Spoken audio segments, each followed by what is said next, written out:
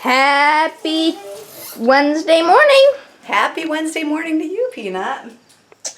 You ready for breakfast? Yes, we have a good breakfast or a medium breakfast or what kind of breakfast do we have? No, we're going to have a good breakfast. I'm going to get some more apples out. I'm going to get more apples. We have bananas. Mom? Peaches. We can kiwis, peaches right now. apples, cranberries, and milk coconut, and all the other good things. And we have Caroline, of course, right? Are you there? Good morning. It's Wednesday, right? Right. And we're having breakfast. Mom. So Nana's birthday is coming up soon. That's my mom. Coming up next Monday. So everybody's going to make her a birthday card. Catherine's stenciling out a rose, and she's got a pretty picture of a rose on the card. I want it to be actually a little like crafty. And Olivia's working hard on hers, making them pretty pictures. Caroline, So let's see your far. picture for Nana. Come here, let's see your picture for Nana. Nana likes finches, so I put a finch picture. Oh, yeah, that's And then I wrote happy birthday Nana, and there's smiley faces and the circles in this one. Oh, that's And nice. then Caroline, the come see inside, a me. little girl. So far. Oh, let's see, honey. Uh-oh, we got a hole in the picture. Uh-oh. Did Caroline do that? Shall we have lunch? Yes, we shall. We So- are going to have a simple fruit lunch of bananas, apples, blueberries, grapefruit, and almond butter and jelly sandwiches. Yes. Because we spent all afternoon watching your videos. Yep. What videos? We watched a lot of videos. We watched the Freeman Life. Freeman Life, yes. And others. And others. Many others. Many others. Just We were really enjoying watching daily vlogs and seeing everybody. So now we are late for lunch, so we're going to just whip up some really good fruit. I got hummus, and almond butter and jelly, and we already said that, grapefruit, raisins, blueberries, and bananas. I'll eat them. Yes. And this is on our door. It's the Bible timeline, and it has everything from Adam to now. Everything. Somebody get a blueberry already? Everything. These are birdies. These are my pet birds. They are finches. Or I don't know what they are exactly. You can't see them because the net's in the way. Let me see if I can. Anyways, you can sort of see. Let me try to open this. We have a few pet ground squirrels too. That's one of them down there eating some bird seed. It's actually a pretty good shot of them. Of course, we can't forget the quinoa. We're going to have this for lunch, too. Well, make us a tower. Won't you? Are you playing with blocks? You're never too old to make a tower.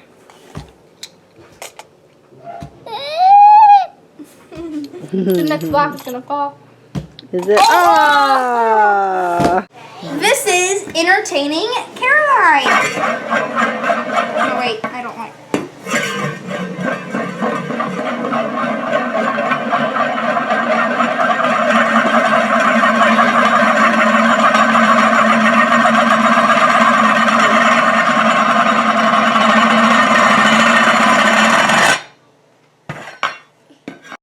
So yesterday we talked about our planners, our homeschool planners.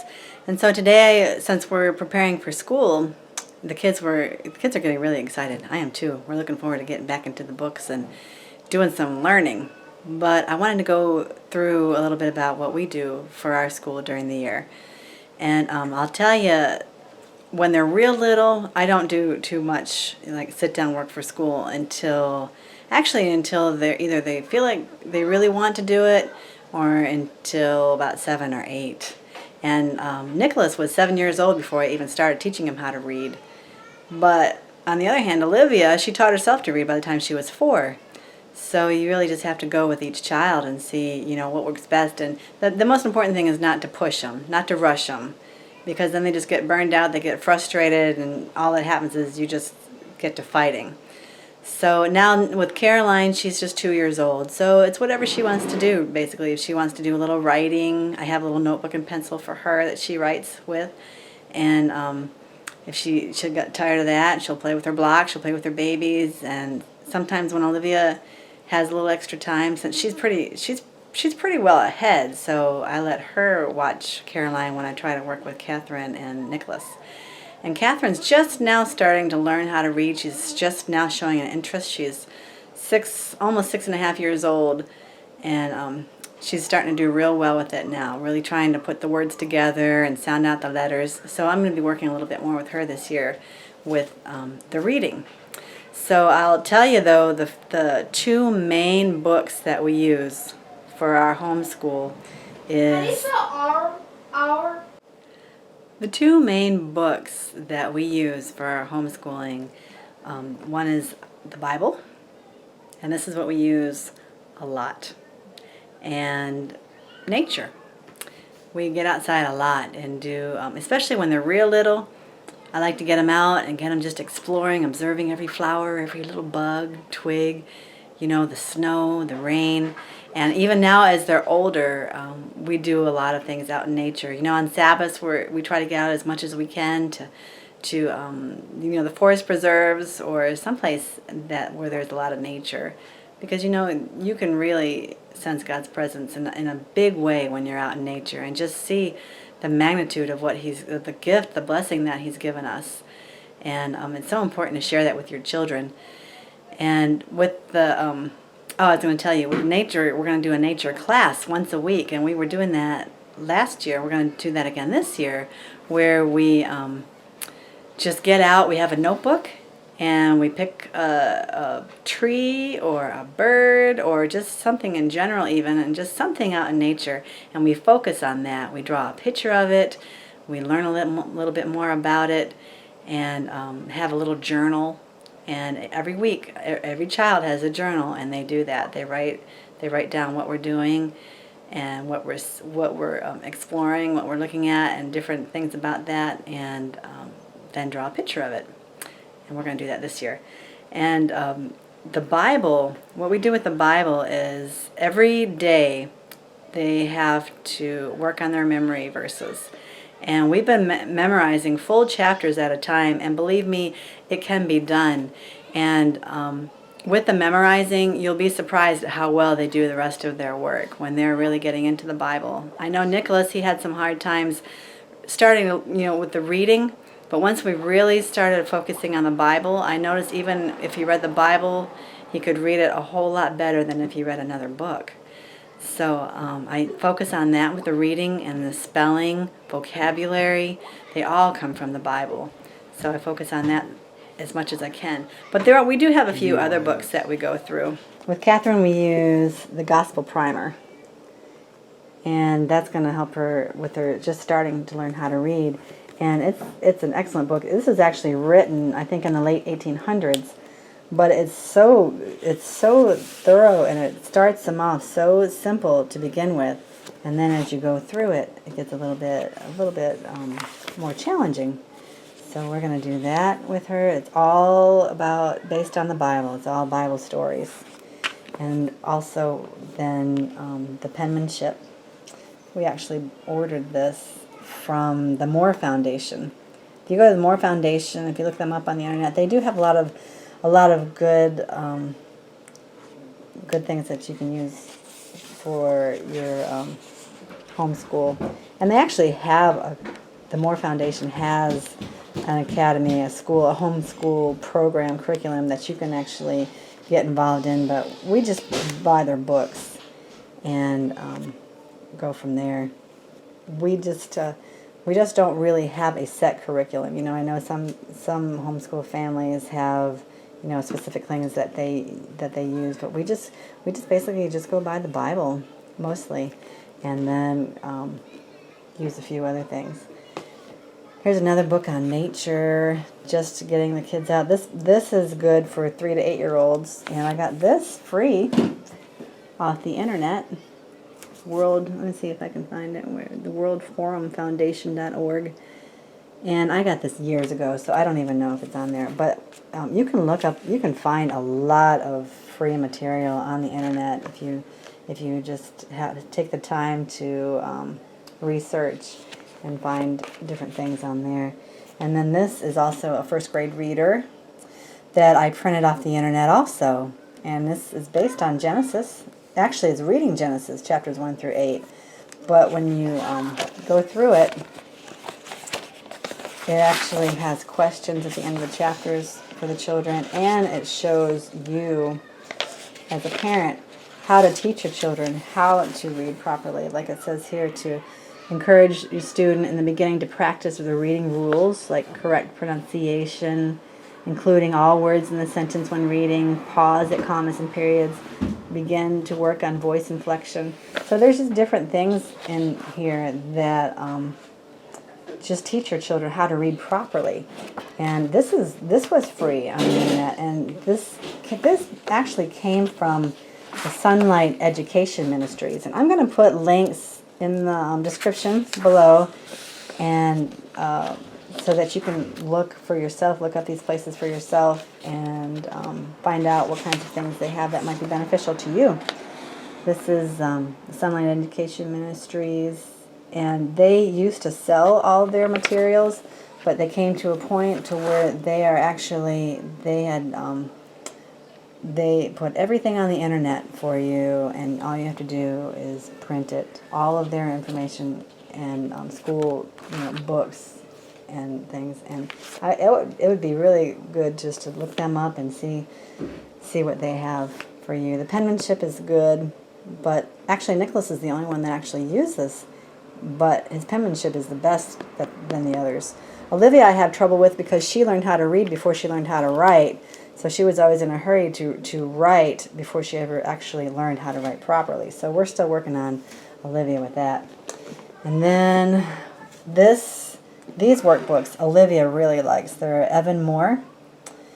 Olivia likes them. She whizzes through them. She learns so much. And one thing that I really like about these is that there are very few cartoony looking illustrations. And there's one, but it's such a distraction to me to see all of those other things. I know a lot of people think that it's fun, that the children like it, but one thing about our family is that when we read books, we don't want to read anything that has illustrations that are undermining the creation that God created in the human form, because we were made in God's image. So when we're making animals look like people, we're really undermining what God did to make us in His own image. So that's one thing that I really look for when I'm looking at any books, is not to have those kind of characters in there. So here is a book about science. So we're planning on doing some science. We're not going to go into a real science curriculum, because the kids, they just learn science as we go. There's experiments in here, things to do and make. And I picked this up at the Cantini Park that we went to a few weeks ago, if you remember that video. But it's got all kinds of stuff, like making gloop. I guess, I'm not sure what gloop is, but we'll figure it out. And it's just a really neat book.